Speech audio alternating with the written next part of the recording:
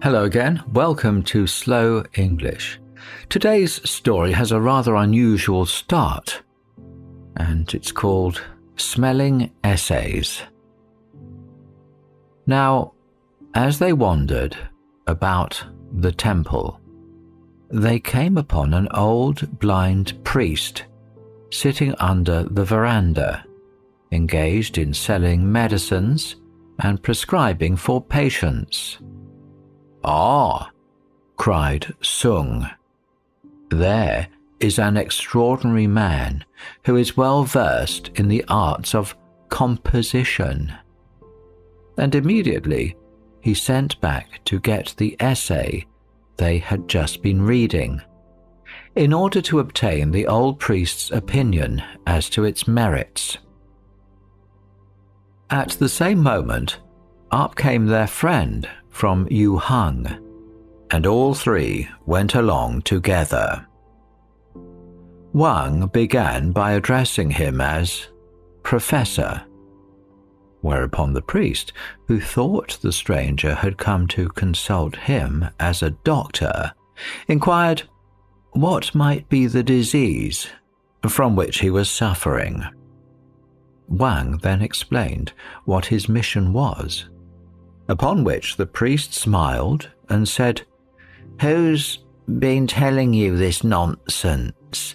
How can a man with no eyes discuss with you the merits of your compositions?" Wang replied by asking him to let his ears do duty for his eyes.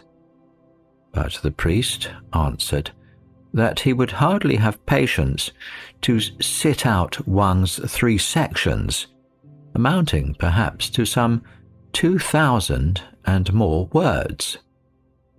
"However," added he, "if you like to burn it, I'll try what I can do with my nose."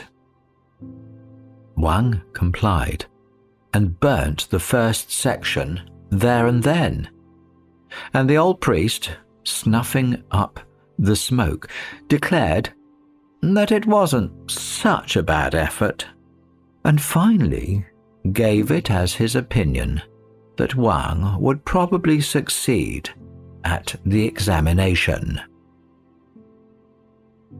Then you can hear the final part of the story very soon.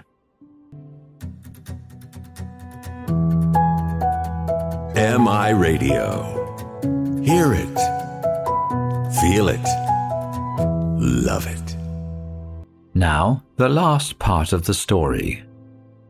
The young scholar from Yu Hung didn't believe that the old priest could really tell anything by these means, and forthwith proceeded to burn an essay by one of the old masters.